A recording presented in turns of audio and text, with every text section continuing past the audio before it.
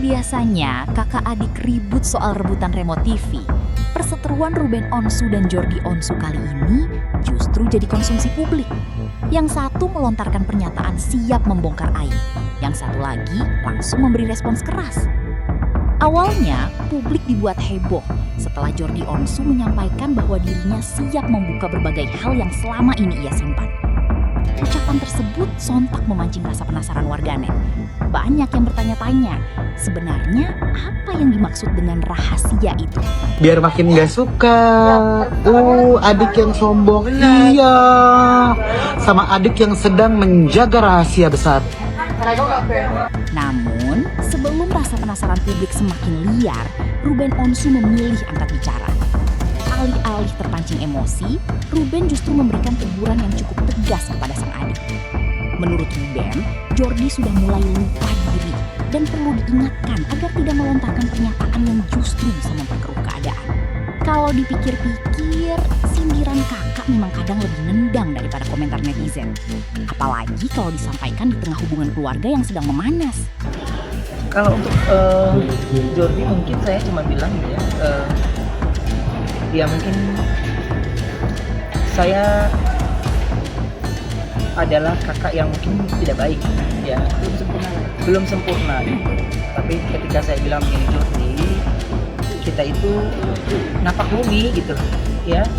Jadi ketika kita bukan siapa-siapa loh dulu, bahkan ketika lu juga nggak dilihat oleh banyak orang, keinginan gue tuh cuma kepengen lu bisa barengan sama gue, orang menghargai gue dan orang harus menghargai lu nya, gitu. Jadi ketika proses yang dia bentuk, saya juga baru nonton beberapa interview dia yang dia bilang ini itu tentang rumah saya gitu. Saya bilang, ya Allah, saya cuma bilang sombong anak ini. Dia harus diingatkan. Mudah-mudahan dengan ini bisa jadi pengingat yang baik. Mau apapun benteng pemisahnya, ya tetap dia adalah darahnya kan. Ya, dia tetap darahnya gitu. Jadi saya tidak bilang saya benar. Cuman saya bilang gini, kita itu sudah yatim piatu, tidak ada ibunya, tidak ada bapaknya. Kalau lo nggak mau nurut sama kakak lo mau nurut sama siapa? Anak ini sudah lupa diri, ya.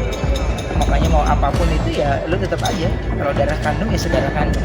Makanya ya saya nggak pernah bilang, oh dia bukan adik gua, enggak lah.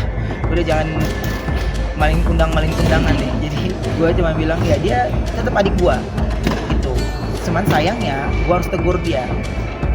Ya, dalam proses yang seperti ini, karena udah kayak bola liar sendiri, dia bermain sendiri, yang seolah-olah semakin gue diam, semakin dia enak ngobrolnya, semakin ini gitu, iya. Terus obrolan yang saya nggak saya tanggapi, akhirnya seperti diaminkan sama netizen, ya. Walaupun bukan butuh pengakuan dari netizen, tapi kan kalau nggak diluruskan, akhirnya terkesan kayak iya, gitu ya. Makanya saya tidak mau ini ya harus dihentikan. Kalau mau baik udah ya, yang penting sudah gue sampaikan bagaimana perilaku yang sebenar-benarnya untuk lu gak usah kasih gue ini gitu. Kita juga sama-sama berproses, naik turunnya dalam sebuah itu udah biasa. Tapi kalau mau merasa kita hebat, jangan teriak-teriak kita hebat.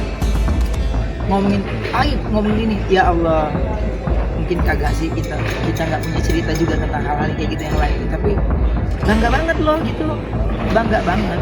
Netizen pun langsung ikut meramaikan. Ada yang berkomentar, kalau masalah keluarga sudah jadi konsumsi publik, semua orang merasa jadi penengah. Ada pula yang berharap persoalan ini bisa selesai secara kekeluargaan, tanpa harus saling membuka hal-hal yang bersifat pribadi. Tentu saja, komentar-komentar tersebut merupakan opini warganet, bukan fakta mengenai hubungan keduanya. Di sisi lain, banyak juga yang mengingatkan bahwa konflik keluarga sebaiknya diselesaikan secara tertutup. Sebab, setiap pernyataan yang disampaikan ke publik berpotensi memunculkan spekulasi baru dan memperpanjang polemik. Hingga saat ini, publik baru mendengar pernyataan dari masing-masing pihak. Apa yang sebenarnya menjadi akar persoalan di antara Ruben dan Jordi belum sepenuhnya terungkap secara utuh. Karena itu, berbagai dugaan yang beredar di media sosial sebaiknya tidak langsung dianggap sebagai fakta. Yang jelas, hubungan kakak adik yang dulu sering terlihat kompak, kini sedang menghadapi ujian. Apakah perseteruan ini akan berakhir dengan saling membuka kartu satu sama lain? Atau justru keduanya memilih berdamai di balik layar? Publik tentu hanya bisa menunggu perkembangan berikutnya. Satu hal yang pasti, konflik keluarga memang selalu meminta perhatian.